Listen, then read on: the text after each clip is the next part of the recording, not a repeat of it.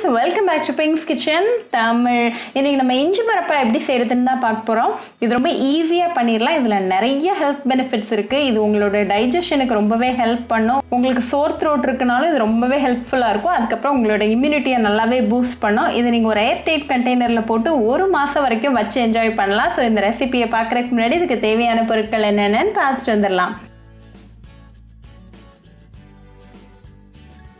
இன்னைக்கு நான் ஒரு 100 கிராம் ஃப்ரெஷ் இஞ்சி எடுத்திருக்கேன். இதோட தொலியை நீக்கிடலாம். நீங்க இதர் நைஃப் ஆர் ஃபோர்க் வச்சு இதோட தொலியை நீக்கிக்கலாம்.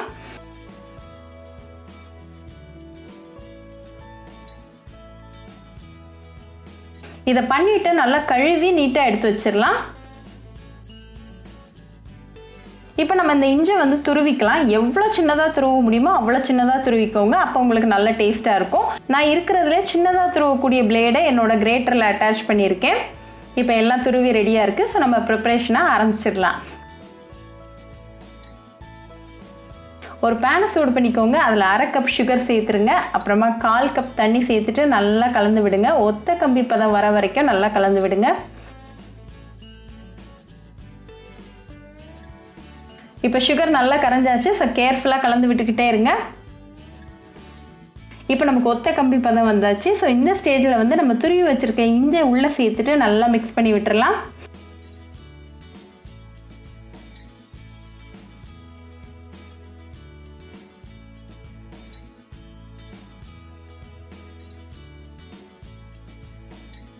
இப்போ நல்லா கட்டியாக ஆரம்பிச்சிருக்கு. நம்ம மிக்ஸ் பண்ணிக்கிட்டே இருக்கலாம்.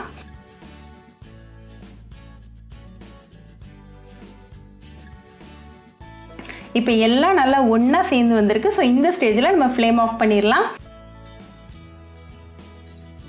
ஒரு எவர் சில்வர் பிளேட்டில் நல்லா நெய் தடவி ரெடியாக எடுத்து வச்சுக்கோங்க. நம்மளோட இஞ்சி மிக்சரை அதுக்கு மாற்றிக்கோங்க. லைட்டாக லெவல் பண்ணி விட்டுருங்க. ஒரு 2 மினிட்ஸ் அது அப்படியே இருக்கட்டும். 2 மினிட்ஸ்க்கு அப்புறமா ஸ்லைஸ் பண்ணிவிட்டு நீங்கள் உடனே என்ஜாய் பண்ணலாம்.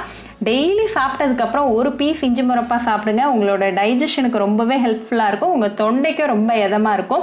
ரொம்ப ஈஸியான, குயிக்கான, டெலிஷியஸான ரெசிபி. ஸோ கண்டிப்பாக அந்த இஞ்சி மரப்பாவை உங்கள் வீட்டில் ட்ரை பண்ணி பாருங்கள். ட்ரை பண்ணிவிட்டு எப்படி இருந்துச்சுன்னு எனக்கு கமெண்ட்ஸில் சொல்லுங்கள். இன்னொரு சூப்பரான ரெசிபியோடு உங்களை வந்து பார்க்குற வரைக்கும் பாய் ஃப்ரெண்ட்ஸ்.